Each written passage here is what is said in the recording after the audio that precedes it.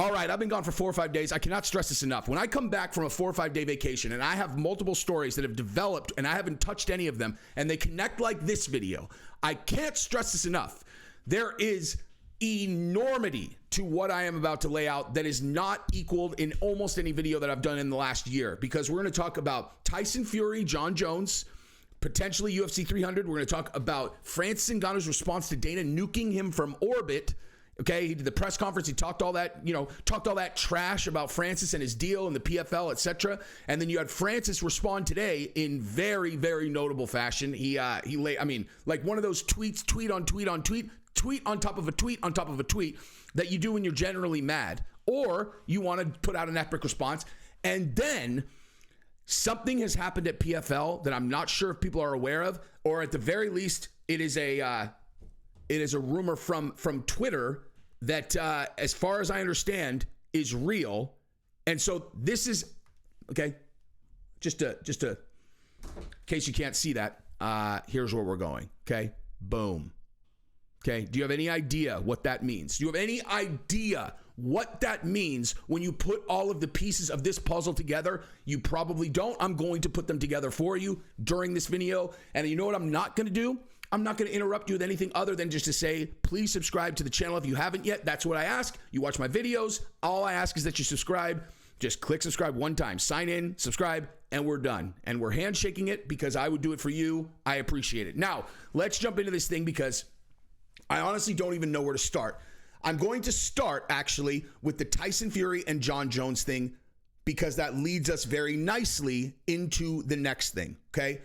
So while I was gone, Tyson Fury, out of nowhere, decides that he needs to respond to a statement that Joe Rogan made 5 months ago or something, right? Because Joe Rogan said that Tyson Fury would get mopped by Jon Jones if they were locked in a room, that Jon Jones is the one that comes out together. If they get locked into a room, Jon Jones is the one that walks out, Tyson Fury dies. Fact. Is it possible that Tyson Fury could win that fight? Possible. Very, very, very unlikely. And I will tell you exactly why. Okay. In case anyone's interested in like why this is such an absolute certainty. Okay. We'll talk about that in a second. But why is Tyson Fury talking about it right now? Right? Why does he just out of nowhere start talking about it? Okay. And then Jon Jones responds, and it absolutely dominates headlines. Okay. Simple answer. If you are reading between the lines, Francis Ngannou announces his PFL deal, right? Dana tells his people that they need to immediately announce the BMF belt fight 291, Justin Gaethje and Dustin Poirier. That has been confirmed that they put that out there to try to dampen the Francis Ngannou announcement. Now, they can all day long say that this is not a big deal that Francis went to PFL. They could say that all day long. That is not true. Anyone who knows anything knows that's not true. Now, does that mean that this is going to be successful for PFL and Francis? Absolutely not. All right, I want to tell you about the sponsor of this video, which is Magic Spoon. I'm sure you guys have heard about it on other channels. It is a cereal company that gives you wholesome, delicious cereal. It's simple, it's high quality, and it enables me to do the things that I want to do without eating a bunch of sugar, because there's no sugar in it. I couldn't do this ad for a long time because the original box that we got, I ate it all. 8 boxes. We ate it all. And so I had to have the company ship me a new one so that I could film the following video that you're going to see right now of me eating it.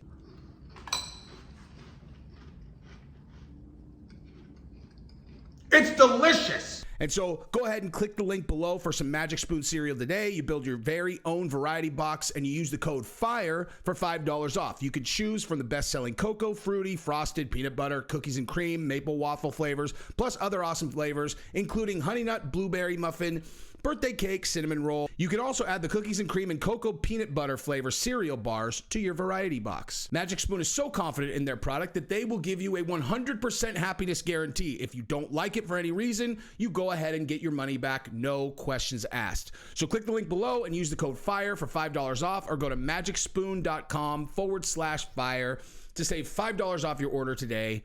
Also, for my Canadian and British fans, Magic Spoon ships to Canada and the UK, so get on it. You'll love it.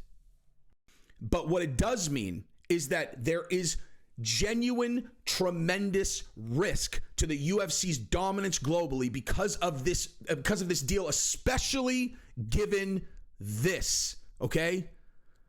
This is a huge deal, a huge deal. And the UFC, being the, brilliant strategists that they are, they didn't get to where they are by not being smart, okay? Just because there's a new threat on the block doesn't mean that the threat is going to win. And Dana and these guys have vanquished all comers up until now, fact. But if they weren't head on a swivel, knowing that they need to play defense against these threats as they come up, then they wouldn't be where they are. And so, of course, if I understand the landscape, then of course they understand the landscape. And defending against what the threat is, which I will lay out, is critical to them, okay? Critical. Number one priority for the UFC right now is defending against what the threat is at PFL. Now, let's lay out what the threat is, and then we'll get back to Tyson Fury and Jon Jones, okay?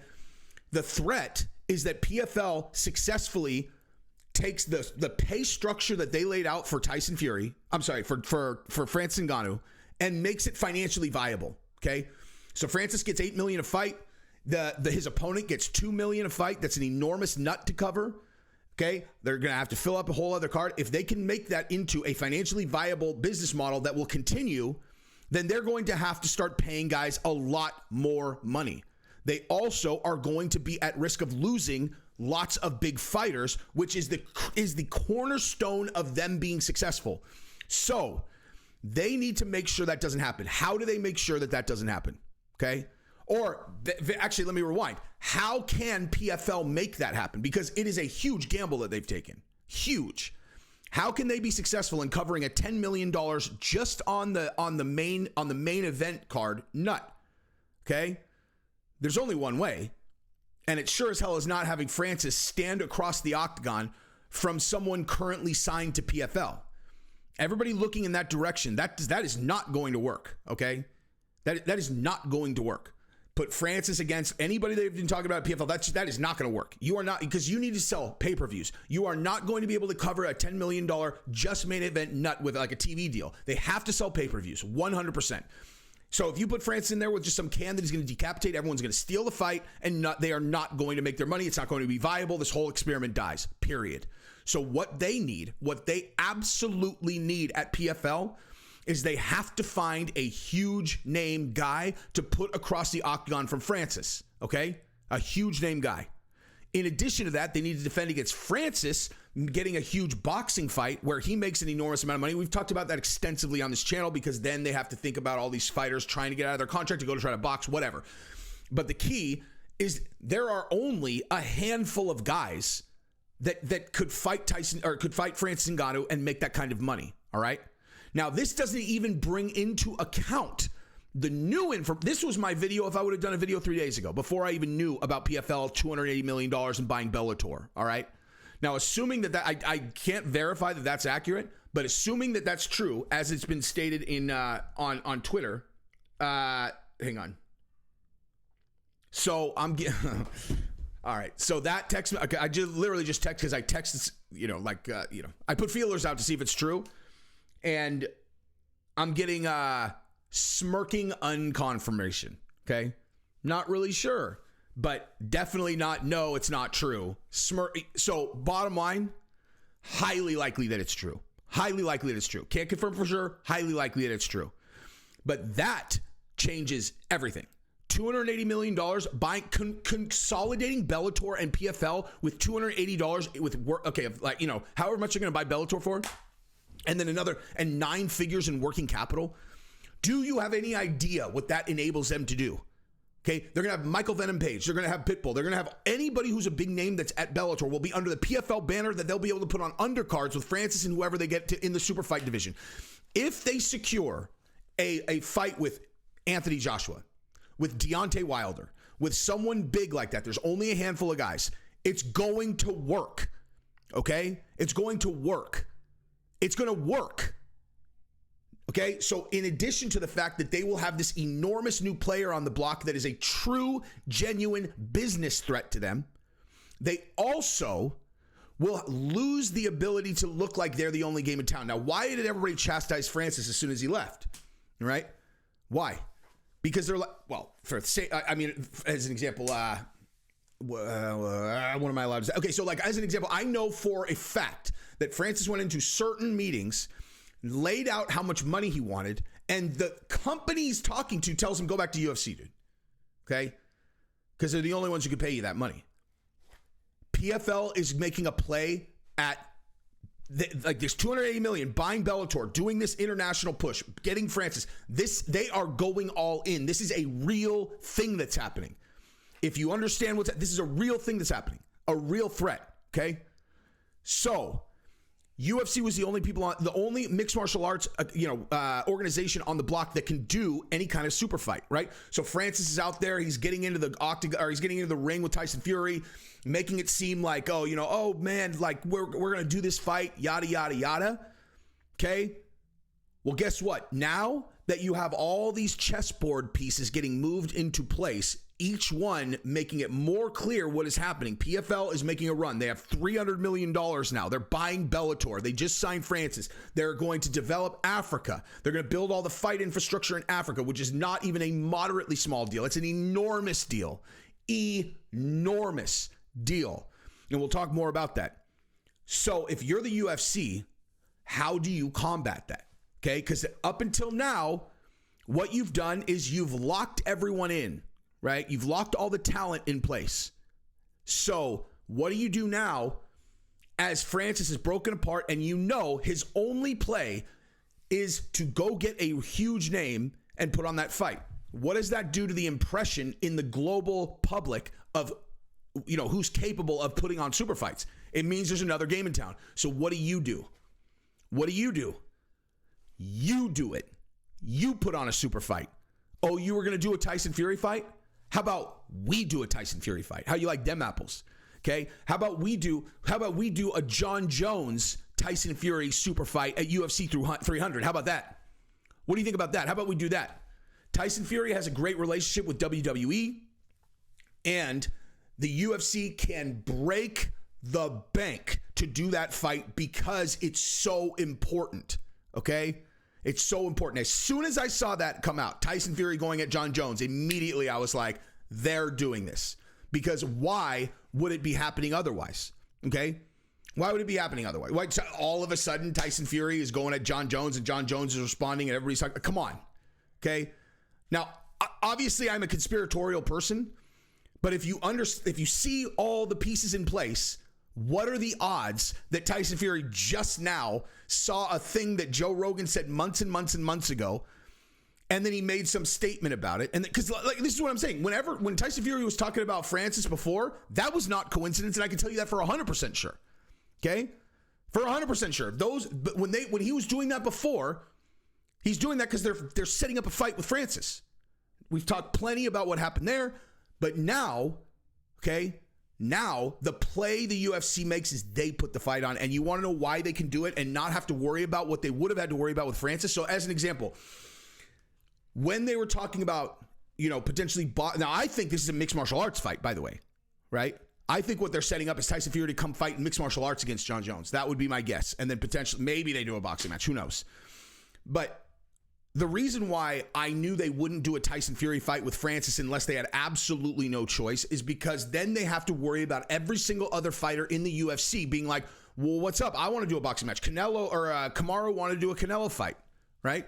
Now, Kamaru's locked in a contract. He has no threat of free agency. Why would they do that? Canelo's going to beat the brakes off of him. He just wants the money, of course. And of course he should try to get it, but he's not going to, right? Of course he's not going to get that fight. The reason they can do it with Jon Jones, the reason that it's different, is the same reason why they could do it with Conor McGregor. Because when it's Conor and they do the Mayweather fight, they're like, guys, it's Conor. You are not, you're a UFC fighter. Conor's a UFC fighter. You guys aren't the same, dude. You're not the same. You're not the same. Because what the UFC does not want to have to do is they do not want to have that conversation 150 times. They don't want to have to do that. They don't want to talk to all these fighters and go, hey guys, every single one of them. Like, no, I'm not fighting unless I get to box against, Tyson, whatever.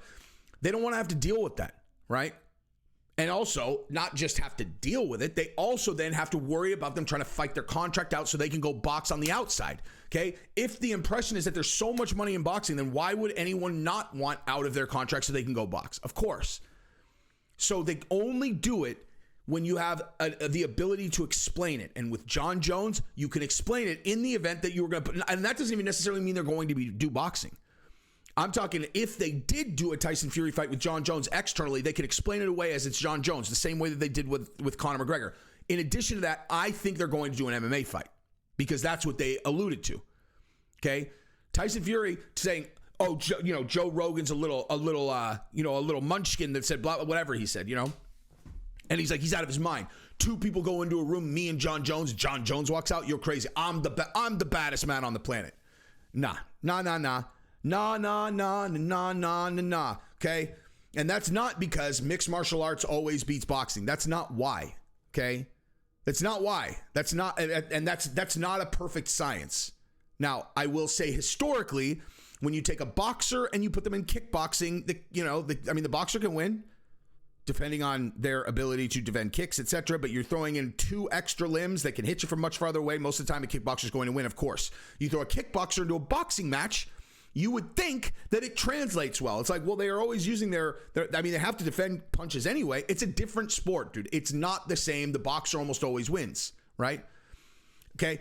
And if you go mixed martial arts, then yeah, most of the time, when you add in the grappling and the dirty boxing and all that stuff, the MMA person is, usually, obviously we're talking different skill, like similar skill levels. Usually the MMA person is going to win, of course. But styles make fights, and there are MMA fighters where it's like, all right, so does an MMA fighter usually beat a pure kickboxer? Yeah. But then you're like, oh, well, what if it's Alex Pereira coming directly out of kickboxing and it's against Israel Adesanya, who relies exclusively on his kickboxing? Okay, well, obviously that's a different matchup. That the MMA math doesn't necessarily add up. Okay, with Tyson Fury and Jon Jones, this is like the simplest equation of all time. Okay, they go into a room, like the equation Rogan said was they go into a room and one guy walks out. Now, they go into a cage, one guy walks out. They go into a ring, one guy walks out. It's going to be the same no matter what. But at least a ring, you have a slightly better chance of Tyson Fury winning because, the ropes are not walls. Because the bottom line is exactly what's going to happen is Jon Jones is not going to even stand at distance for 1 second, okay? Not even for like a second, right? There's not going to be like this thing where we're pretending to strike. Jon Jones is going to walk out there. He's going to dive at Tyson Fury's legs. If he gets a hold of his ankle, it's over, okay? So your equation is as simple as this. Do you think that Tyson Fury can knock Jon Jones unconscious before he is able to touch his ankle, okay? Think about that just for a second, okay? Just actually think about what I'm saying. I realize, Tyson Fury can knock out anyone. Okay, yeah, true. But this is the honest truth, dude. Out there, what striking is, you're playing a game of tag. Can I touch him more than he touches me? Obviously, if they can, it's easier for them to touch you, then they could start putting more heat on it and they can hurt you, okay? Now, you have to hit someone really hard to knock them out. I'm talking knock them out, okay? Knock them out. So now, between these two competitors, what you have is, can this guy touch this dude at all before this guy can hit this guy with a shot that knocks him unconscious? Because if Jon can touch him, that means he can grab him. And if he can grab a single limb, it's over. You're talking about a mismatch in the grappling that cannot be exaggerated. And it's not like we have to speculate. Ciryl Gane is an experienced MMA fighter. Okay? He's an experienced MMA fighter. And Jon walked through him as if he didn't exist. He shot in, he guillotined him instantly. You think Tyson Fury is going to have a better, there's no conversation there at all. None. Zero. There is no conversation. Jon Jones will smash Tyson Fury. He'll strangle him. That's it. That is what happens. There's no conversation. That's end of story. Now, here's what we want to talk about here, though, because Dana White, now this is all connected, right? PFL, $280 million, right? All the stuff we just talked about, all the stuff we just talked about is all in play. So Dana does a press conference and he goes after Francis. And we're going to show that right now. And we're going to comment on it because Francis made very notable responses to Dana that we're going to talk about also. Okay. So let's go here. Let's watch this one and let's start with that. And then we're going to move on to what's next. Boom. We also got to ask about Francis Ngannou going to PFL. I'm just curious about your thoughts on that deal. based on what I know about the deal, which is not much, Sure.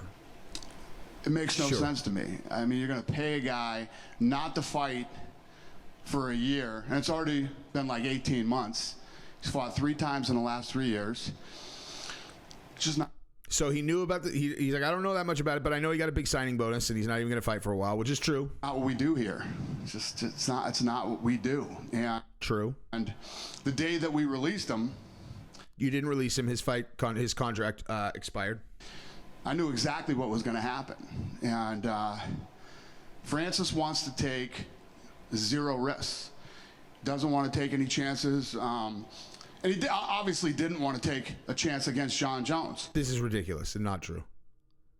And after we saw what happened with Cyril Gane, you know, I don't blame him. Okay, so the idea that Francis left the UFC because he's afraid of Jon Jones is total bullshit. That said, if I'm Dana, that's exactly what I would say too. Of course, because look at every single part of this is offense and defense, offense and defense. This is war. It's war. I've talked about this a million times. This is the most elite level fight business war going on right now. And so if you can't, if you sign a guy like, this is why I always said when Jake Paul was talking all this shit about Dana, they're all, Dana would never sign Jake Paul. I was like, fuck you, he wouldn't. The second he signs Jake Paul, he wins, okay? He's his daddy now. Oh, Jake, you talked all that shit. Boom. It's like, now I got him under contract. Now I'm your daddy, if you got him for terms that you like. But this whole thing, it's simple. Francis said, I'm leaving UFC. Okay, well, what's UFC spin? Of course. Well, he's scared of Jon Jones. That's why UFC needed Jon Jones to win that fight against Cyril Gane. If Cyril Gane wins, Francis already beat Cyril. They have no real champion. Jon Jones wins. He wins the way that he did. Boom. It's a whole different universe, right? Because Jon Jones is a bigger star than Francis. That was critical. And so, of course, they're going to say, oh, yeah, Francis is afraid of Jon Jones. I know for an absolute 100% fact that's ludicrous, that they were trying to do the Jon Jones fight all along. They just couldn't come to terms on all the things that ended up being the deal breakers. I think the outcome would have been exactly the same. Ridiculous. And I'm sure most of you do, and I'm sure Francis does too. Absurd. And the media makes it sound like that I'm saying that he's afraid of him. Now, I don't think that he's afraid of anybody. It's just the fact that he doesn't want to take any risk. He wants to, PFL's going to pay this guy to train for a boxing match that may not even happen and that they might not even be involved in. I will absolutely agree with Dana on this. Like, when it comes to the fight business, Dana's the guy, dude. Like, and everything that he says about the deal, right? About how heavily, like, Francis hit the grand slam of the century with this deal, because he's right. He doesn't have to take any risk. PFL is absorbing all the risk here. Francis has no risk. He can do whatever he wants. He's getting paid $4 million to sit on the sidelines until mid-2024. How does that make any sense? It doesn't make sense to me. I mean, Anthony Joshua called it a gimmick fight this week. Okay, so here's and one of the other so MMA AI. Let me make sure that that's the right thing. MMA AI, who is another creator who makes absolutely brilliant content. I cannot stress this enough, dude. I want to make sure that I'm saying the right, or maybe it's MMAIA. I'm gonna find it. But bottom line is, he made a brilliant suggestion today, saying that the fight to make is Anthony Joshua against Francis Ngannou in MMA in PFL, and they do it in oh god, I forget whatever Anthony Joshua's home country is, and then that would be Francis's retirement fight. Blah, blah, blah. And what I was saying is, and he said that they need, it's a MMAI. I'm sorry. So MMAI, it's this channel right here. MMAI. I cannot stress enough. You guys should watch this video, and you should watch all of his stuff. It's great. But he said, he should go meet with Anthony Joshua one-on-one and sell him on the fact that this will be the catalyst to build infrastructure in Africa that'll change everything. And I agree with that. It would. And the other thing that I agree with him on is you are going to have to talk to Anthony Joshua directly, because Eddie Hearn is in between anyone and Anthony Joshua normally, and Eddie Hearn is like best friends with Dana. Do you think that he's going to contribute? You know, you think that if I can figure this out, you know, now obviously, like when it comes to strategy and forethought and thinking through all of the intricacies as it relates to the fight business, I am very good at this. But I'm not better than Dana and Eddie Hearn. So if I can figure this out, then both of them can. Both of them know what the impact would be of a Francis Ngannou and Anthony Joshua fight in PFL. And if Eddie Hearn has a good relationship with Dana, if they are truly friends like they say they are, there's no fucking way they're doing that fight. Okay, that's not going to happen, unless Francis went to Anthony Joshua directly and sold it to him and made him passionate about it to the point where you are actually threatening Eddie Hearn's management relationship with Anthony Joshua to where he would have to betray the fact that he is giving him subpar advice to protect his relationship with Dana. Because Anthony Joshua doesn't give a fuck about PFL, and he doesn't, well, he might give a fuck about PFL if it's going to help Africa, but he certainly doesn't give a fuck about the health of the UFC and them, some, you know, business vendetta that Dana has, right? That's the only way that you're going to make that happen is you have to circumvent Eddie Hearn. You need to talk to Anthony Joshua directly because you have to put that relationship at risk. If you can successfully get Anthony Joshua to believe that Eddie Hearn is blocking this fight to help Dana as opposed to help his fighter, that's the only way to get this deal done. Okay? And yes, I do manage fighters. If anybody is interested in discussions, I do. I am in that business now. So, but that's a fact. Strategically, that's your only way of getting it done. And he called it a gimmick. Eddie Hearn called it a gimmick. Anthony Joshua did not call it a gimmick. Eddie Hearn called it a gimmick.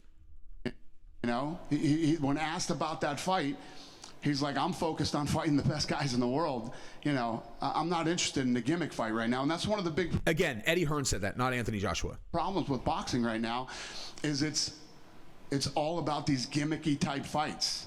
And that's just not what I do here. It's not what I do. That's true. I put on fights with the best fighters in the world. And I respect that more than anything on earth. No, I mean, I can't stress it enough. This sounds like I'm bagging Dana. I'm not. That is one of the main reasons I love the UFC. And fights that people want to see. Francis could have done a deal here. But by the way, you don't do gimmick fights. You don't do gimmick fights. I'm just saying you don't do gimmick fights, right? We don't do gimmick fights. Biggest gimmick fight of all time, Conor versus Mayweather. Was that a gimmick fight, or did anyone on earth think that Conor was gonna? I mean, come on, you did the biggest gimmick fight of all time. Hunter threw the kitchen sink at that guy. You know, true. Hunter went to more dinners with Francis Ngannou and did everything in his power to try to get this fight done. And, you know, fact. And that was poor strategy on Francis's part. Okay. Now, Francis obviously did very well with PFL, but listen, I've been gone for 5 days. I'm going to drop it on this video. That was very poor strategy on Francis's part, because what he was doing was he was undermining his team's ability to negotiate with the UFC by giving them a direct line to him. His team can't negotiate. Literally exactly what I just said about Anthony Joshua and Francis. They were doing that to Francis, or Francis was doing that to his manager, okay, and his team in general by going to these dinners, because now the UFC is not forced to negotiate with his team, who can represent things in a different... Anyway, you guys understand. Francis just thinks that he's in a position where he's got some Conor McGregor Mayweather fight on his hands, which he does not. That fight was like a once-in-a-lifetime type deal. Fight that I wasn't very interested in, but at the end of the day, it became so big. The right guys, the right time, the right place. The fans wanted it, so we did it. Fact. And we got it done. MMA guys. That is very true. The Tyson Fury and Francis Ngannou thing was not in the conversation, even remotely close to Mayweather and McGregor. Versus boxers doesn't make any sense to me. But I know that he thinks there's all this money in it. I disagree. I don't think there is. And I have no beef with the PFL. I mean, these guys have always been super professional and, you know, never talked any smack. You know me. If I don't like you, whether it's De La Hoya or another organization out there, whatever it is, I don't hold back. I'll let you have it. But fact. One of the reasons why I consider Dana to be like the most inspiring business guy on earth. Put himself in a position where he can say anything he wants, anytime he wants, and he does. What they're doing makes no sense to me. Their business strategy. I'm hearing that they're raising money right now, 280 million, 300 million. I guess that's true then. I don't know what the number is, from the Middle East. And I've done a lot of business in the Middle East. Those guys are sharp, and they know what to do. I don't know who in the hell would give them $280 million, because I'm hearing they're buying Bellator, right? So you're an organization that's burning cash, have no ratings and selling no tickets, and you're going to raise $280 million to buy a company that's burning cash, sells no tickets, and does no ratings. It sounds fucking absolutely genius to me. And that is a very interesting point. True. And simultaneously, does the UFC burn cash? No. Is the UFC profitable? Yes. Is it an incredibly successful company? Yes. Did they have to burn an enormous amount of cash to get it there? Of course. And in order to compete with UFC, this is what someone needs to do. It's as simple as that. Like, someone is going to have to make an enormous play, an absolutely epic, enormous play to ever be a competitor to UFC. You can't do it for $40 million anymore. You can't, Dana and them, they sunk $40 million into UFC before they became profitable, maybe even 50, okay? That number, that you can't even come, that's not even in the, at this point, 40, nothing, because of UFC. If you're going to make a genuine play at UFC, it's going to cost a lot more. If you're going to get the heavyweight champion from the UFC, you're going to have to overpay. You're going to have to give them a deal that makes no sense. I mean, well, I don't know about you. Give him a deal that makes no sense, but you're going to have to give him a ridiculous deal. And that's what PFL has done. They are taking their shot right now. If the PFL is successful, then they are competitors of the UFC. If PFL, with good management, with the strategies that they're running with, that buying Bellator, consolidating all of it, if they fail, this is a wrap. This is a global MMA monopoly that will never be broken. Never. What you're looking at right now is the first real and last shot at the UFC in the modern age. If this doesn't work, it will never work. The UFC will have the world by the balls forever.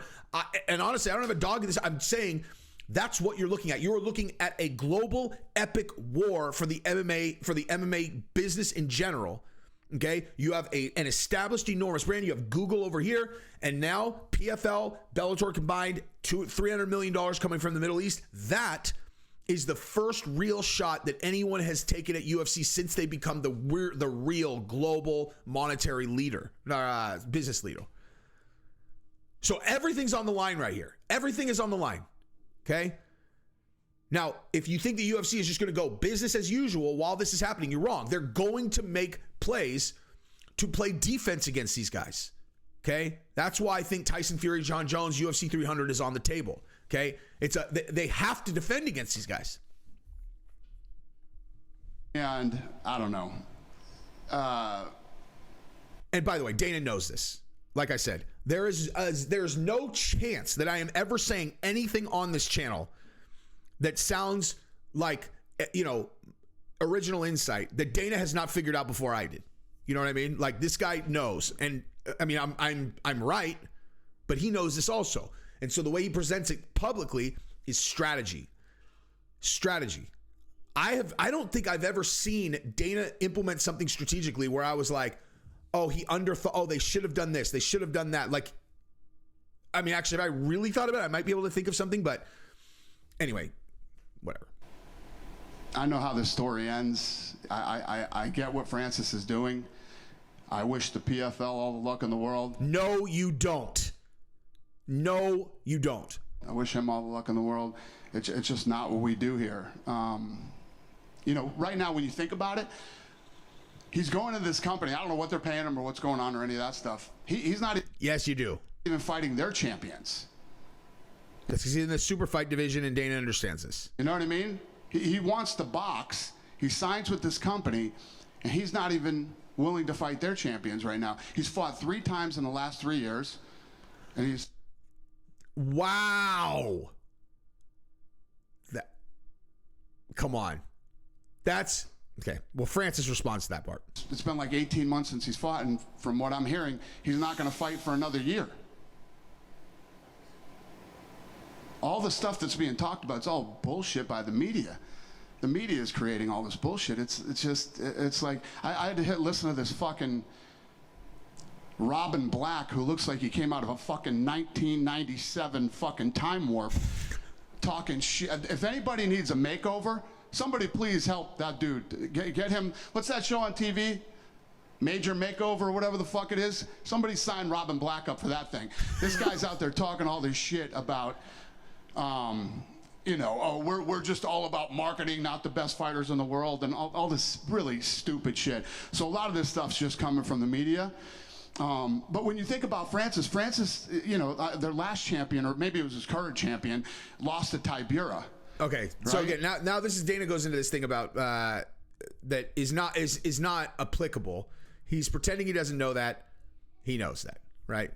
He knows. Well, or I mean, in all honesty, it is TBD, dude. Like if they go out there and they strike out on getting Deontay Wilder, Tyson Fury, Anthony Joshua, or someone really, really interesting to fight in the super fight division, then yeah, he might end up fighting one of those guys, and that's not good. I mean, it's great for Francis. He makes $8 million or whatever it is, and like, but that'll be a failure for the PFL. But they're trying to use this to open Africa, so on and so on. Okay, so I've been talking for way too long. I want to show you guys what Francis responded with, so that so we can look at that, and then I'll wrap it up. How the hell, Jesus, 35 minutes. Maybe I should just turn this into 2 videos or something. Okay, so, all right. So let's go like this. Let's go like this. Let's get me out the way, and let's rock. All right, so Francis responded, if you ever really want the Jon Jones to happen, reach out to Pete Murray PFL. Okay. So here, this. So Francis responded, "What is your problem with me? I completed my contract, was a free agent, and chose to walk away. You did not release me. Fact. I hate taking risks. That's why I defended my title to fulfill my contract with no ACL and MCL. Fact. I told you guys that." Wait, did I tell you guys that? Well, either way, I knew that he had no ACL. Well, I actually didn't know it was both. I knew it was MCL. And the thing about that is, he could have not fought and waited till his sunset clause, because it was the date that was going to make him a free agent, not the number of fights. And he fought anyway, right? That was an enormous risk. The reason that I fought 3 times in 3 years is because you wanted to control my deal and sign a new one and freeze me out. I owe these guys 3 fights a year. Isn't that what you say? What happened? I always asked and never said no to any fight in 3 years. I mean, he did say no to the timing on that June fight, and then they did that. What do you call it? Interim title fight with Derek Lewis and them, but yeah, I mean, they definitely did. I mean, they definitely do not have to offer guys 3 fights a year. That, at least as far as I understand it. And then so Francis says, "I'm finally getting paid and respected. And I have a deal that's fair and equal to all parties. Why are you so against me being free and happy?" Okay. So that is Francis's response. And bottom line, Dana's not against him being free. Look at, here's my response to that. The deal is not equal for all parties. Francis just got the deal of the century. Okay. That's a fact. There's no conversation about that. It's not fair. It's not an equal. Now, I'm not saying that the UFC's deal was necessarily fair. I don't know the details of that. I don't know the details of the UFC offer. Not, or at least not like how, like down to finer details. So I don't know about that. What I do know is that to think that this is an equally beneficial, it could end up being equally beneficial, but if you look at the PFL's business model, they have never put on an event where they could cover even a sliver of what they have committed to pay Francis. Okay? So equal and fair to both parties, no. They're taking a huge gamble to sign you. Huge gamble. Enormous gamble to sign you. Okay? And to be honest, it was so much more than any other offer that he got that it's kind of like, I don't know. It makes you really, listen, like I said, I'm rooting for PFL. I'm rooting for UFC. I'm rooting for PFL. I'm rooting for France. I'm rooting for everybody. But just as an outside observer, if I look at the details of this deal and I look at all of the things involved, and then I know, because now I do know that he wasn't given an offer at Bellator. BKFC was never in the conversation. The ONE FC thing was, what's his name, doing a great job promoting his company. And UFC taking themselves completely off the table. We're not signing him anymore.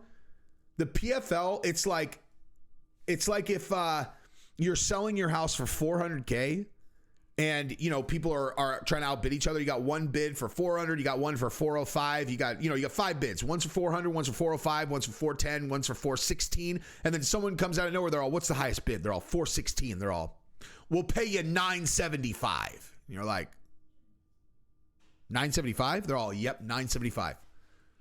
All right, well, I'll take that then. Because honestly, what was his next best offer? The UFC's off the table. ONE FC, oh yeah, we offered him $20 million. Sure you did. Okay. Oh yeah, but he wanted a board seat.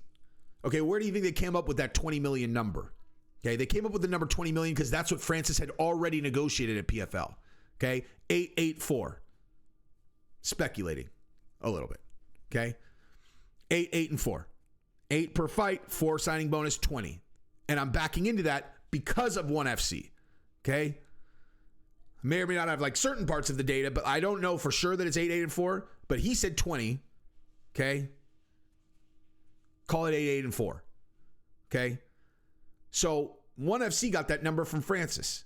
They didn't make him that offer. Bellator never made him an offer. Bellator told him to go call UFC. Okay. BKFC was never in the conversation. UFC, and they were up against UFC, and UFC certainly wasn't going to pay him $20 million guaranteed for 2 fights. And he doesn't even have to fight until whenever. And he could go fight boxing and not even include PFL in it. Explain that. Explain that to me. How? Anyway, it's the best deal ever. Francis' team killed it, dude. But equally fair. Come on. Anyway, that's what I've got for now. I've been talking for 41 minutes. That's how I do. If I'm gone for 4 days, I will kick the door in. All right. Love you guys. Peace.